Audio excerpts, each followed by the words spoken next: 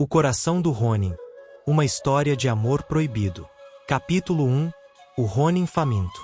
A primeira luz da aurora arrastava-se relutantemente pelos telhados envelhecidos de Edo, projetando sombras longas que se estendiam como dedos desesperados pelas ruas estreitas e sinuosas.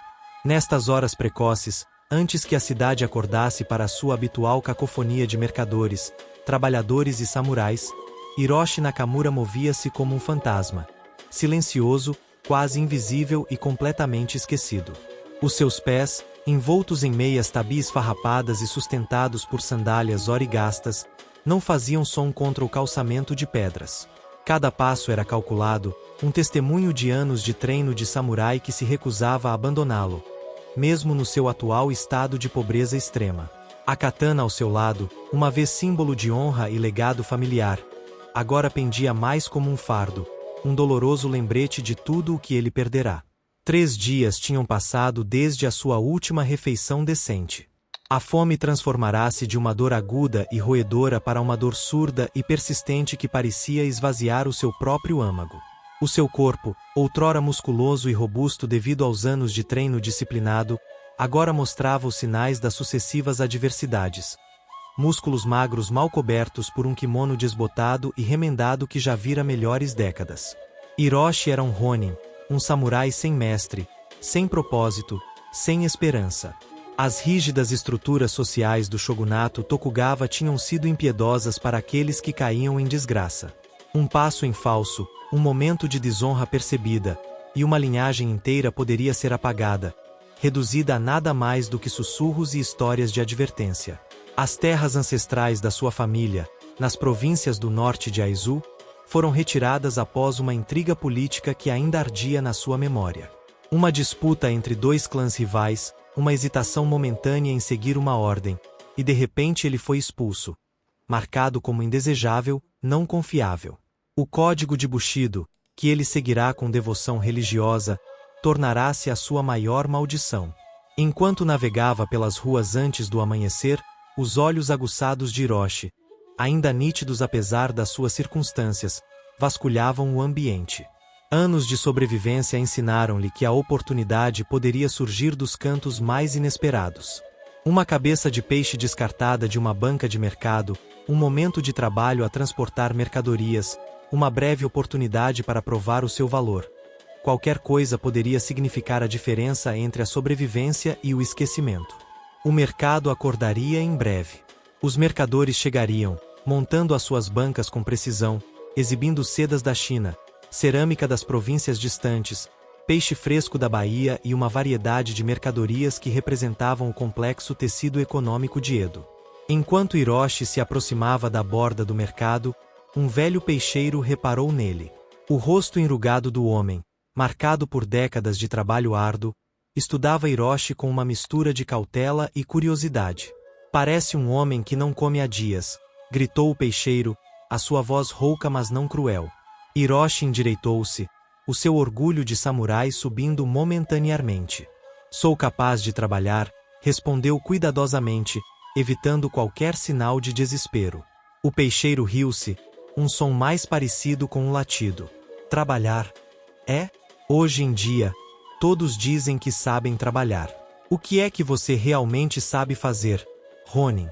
Era um desafio, mas também uma potencial oportunidade. Hiroshi deu um passo à frente, permitindo que o mercador visse a sua katana bem mantida. "Fui um samurai do clã Aizu. Sei levantar cargas pesadas, proteger mercadorias, negociar, o que for necessário." Outro mercador, que vendia arroz e cereais, ouviu a conversa. Um samurai sem mestre, interveio. "Esses são homens perigosos. Sempre à procura de problemas. Procuro apenas trabalho honesto", respondeu Hiroshi, a sua voz calma mas firme. "O código de Bushido exige honra em todas as coisas, até na sobrevivência." O peixeiro parecia intrigado. Atirou-lhe um pequeno peixe. "Limpa o meu peixe. Se o fizeres bem, falaremos de trabalho." Hiroshi apanhou o peixe com precisão treinada, um lembrete subtil do seu treino. À medida que começava a limpar o peixe meticulosamente, utilizando movimentos que falavam de anos de técnica disciplinada, os mercadores observavam.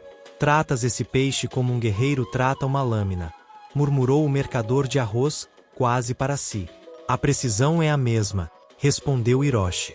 Quer seja com uma espada ou uma faca, o princípio permanece o mesmo. Enquanto trabalhava, partilhava histórias breves e controladas.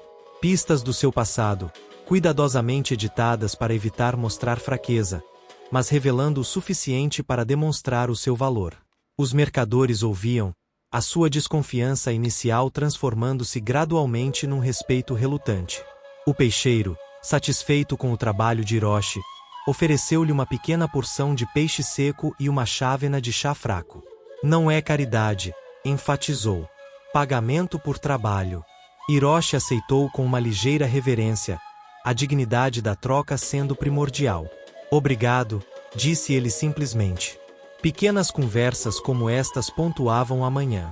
Cada interação era uma dança delicada de sobrevivência, de manter a honra enquanto se navegava pelas duras realidades de um mundo que tinha pouca paciência para guerreiros caídos. À medida que a manhã avançava, o mercado transformava-se. Os sons do comércio substituíram o silêncio inicial, mercadores a gritar preços, o ritmo do corte de legumes, os raros momentos de negociação. Hiroshi permanecia alerta, os seus sentidos apurados pelos anos de treino. Cada som, cada movimento podia representar uma oportunidade ou uma ameaça. Para Hiroshi, estes mercados representavam tanto tentação quanto tormento, rodeado por abundância, mas perpetuamente nas margens. Um grupo de jovens samurais passou, os seus akama imaculados, as suas katanas brilhantes, as suas posturas irradiando a confiança dos nascidos em privilégio. Hiroshi manteve os olhos baixos, um ato deliberado de autopreservação. O reconhecimento poderia significar conflito, e o conflito significava a exposição potencial da sua situação cada vez mais desesperada. A sua mente vagueou para as memórias do seu treino, da disciplina rigorosa com o mestre Tanaka, que uma vez vira nele um guerreiro promissor. Essas memórias eram tanto um conforto quanto uma maldição, lembrando-lhe do que ele fora, contrastando fortemente com o que ele se tornará. Os primeiros mercadores começaram a chegar, empurrando carroças de madeira, montando as suas bancas diárias. A cidade despertava, e com ela vinha a promessa de trabalho potencial, sobrevivência potencial. Hiroshi ajustou o cinto de pano gasto ao redor do seu kimono, verificando a colocação segura da sua katana. O orgulho, mesmo na pobreza, exigia uma certa dignidade.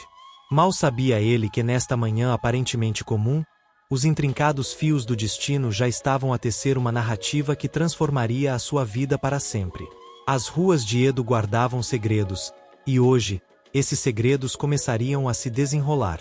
À medida que a neblina da manhã começava a dissipar-se, uma procissão real aproximava-se, os seus estandartes dourados captando os primeiros raios reais de sol, prometendo um encontro que desafiaria tudo o que Hiroshi acreditava sobre o seu destino.